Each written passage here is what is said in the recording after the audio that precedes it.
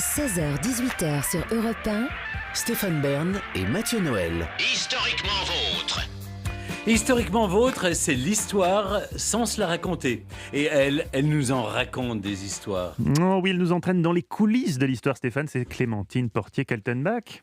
Aujourd'hui, vous avez dit tout à l'heure, Stéphane, Clémentine, que ma mère avait mal fait son travail. Bah oui, parce que l'autre jour, vous avez fait allusion à mon âge. Hein. Vous avez dit que j'étais une chroniqueuse panée de la dernière pluie. Je ne m'en souviens plus, c'est terrible. Elle n'est plus de toute première jeunesse, celle-là. C'est un fait, d'ailleurs. Hein. Mais je vous disais que votre mère aurait pu se procurer utilement ce que fit la mienne, ce que fit celle de Stéphane, ce que faisaient surtout nos grands-mères, en fait. Oui. Hein.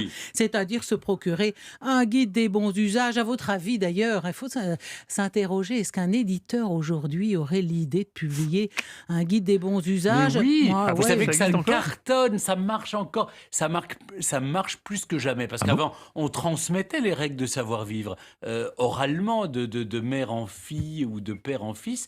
Et maintenant, comme c'est plus le cas, eh bien, les gens se ruent sur ces ouvrages. c'est marrant, fascinant, En oui, tout ça marche cas, très très bien. Là, Stéphane, vous citiez tout à l'heure La baronne Staff. Ça, Il y a eu Nadine de Rothschild, et puis ouais. après, il y a eu Hermine de Clermont-Tonnerre. Exactement, on a publié quelques-uns. Politesse oblige, Hermine Clermont-Tonnerre, Le bonheur de séduire, L'art de réussir de Nadine de Rothschild. Et avant elle, il y avait donc cette baronne Staff, le guide Roret de la bonne compagnie 1839. Donc on a le choix, quoi. c'est déjà bien avant. Et le guide des bons usages dans la vie moderne de Madame de Quercy. Ça, c'est assez récent. C'est 1952. Alors, ce qu'on observe, c'est amusant, c'est que pour publier de tels livres, il vaut mieux afficher quelques quartiers de noblesse, hein, parce que ça en impose aux lecteurs. Hein. Donc, Madame de Quercy, Hermine de Clermont-Tonnerre, Madame de Rothschild, etc.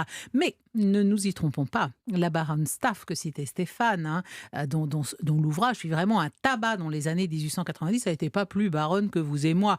Elle s'appelait Blanche. Elle s'appelait Vous n'êtes Blanche. pas baronne? Non, vous moi avez j'aurais embauché été pour ça comtesse, mon cher, et pas baronne. Et même voilà. mieux, Voilà. oui, et mieux encore. Mais ça n'est pas le sujet. Comment ça, c'est pas le sujet oui. C'est pour balancer mais un énorme si. scoop. Comment ça, c'est pas le sujet? Pourquoi vous êtes baronne? Parce qu'on descend tous de centaines d'aïeux différents, et certains des miens, en effet, ont été des châtelains, ont participé aux croisades. Et, Ah oui, donc la vieille voilà. noblesse française. Oui. Oh, Puis mais j'aime après, un noblesse clean, impériale, surtout plus récemment. Oh Bon, là là. écoutez, je ne suis pas là pour parler de mon sang bleu. Oui, mais quand même. Là, je vous parlais de Blanche Soyer, vieille fille de son état qui ne vivait pas dans un somptueux château, mais à Savigny-sur-Orge. Hein. Et ben, ça l'a pas empêché de faire un succès éditorial sur les belles manières. Idem pour Anaïs de Bassanville, auteur d'un guide des gens du monde. Hein, plusieurs éditions, gros succès éditorial. Elle s'appelait Thérèse Rigaud. Mais Thérèse Rigaud, elle avait été l'élève de Madame Campan. Madame Campan, c'est un nom que vous avez entendu souvent bien dans sûr, cette Campan. émission. Les inconnus. La Donc, lectrice de Marie-Antoinette. Voilà, Stéphane la connaît par cœur, mais c'était plutôt une réflexion pour vous, Mathieu. Alors, ce genre de Et livre... pan Bon, ça vaut tous les quiz Non, du monde.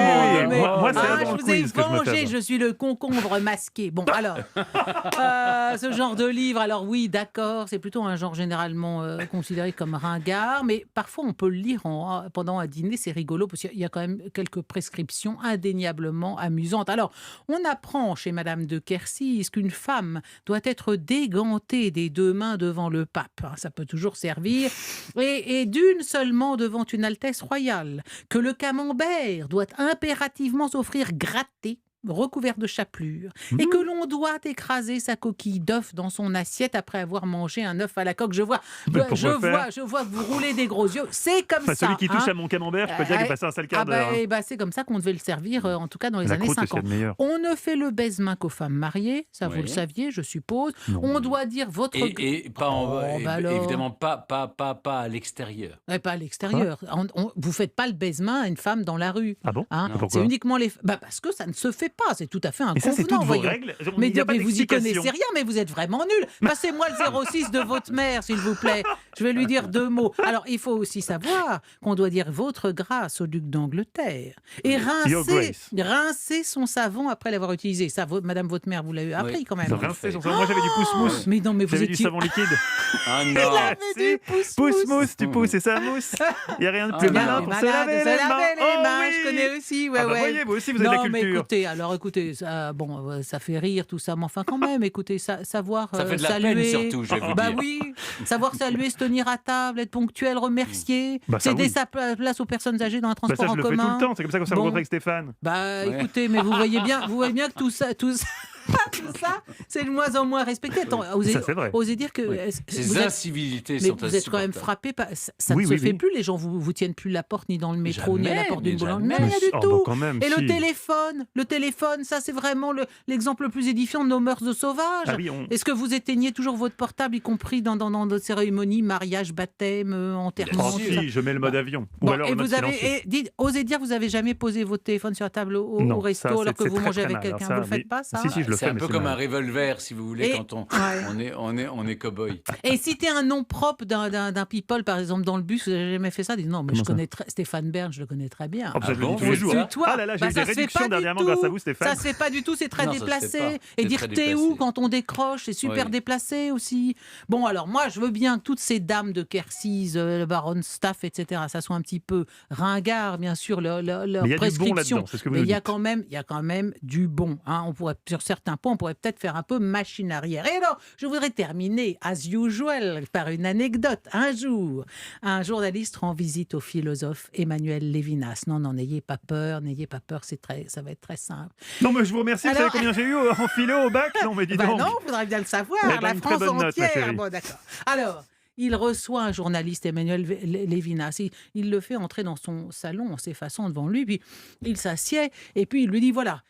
Alors, dans son salon, d'abord, il lui dit « après vous ». Et puis il s'assied et lui dit « voilà, je suis à vous ».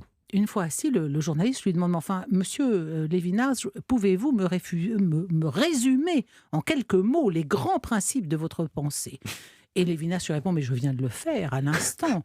La question philosophique essentielle, c'est la place de l'autre dans nos vies. Et savoir vivre, c'est savoir faire une place à autrui. Mes enfants diraient, c'est calculer les autres. Hein.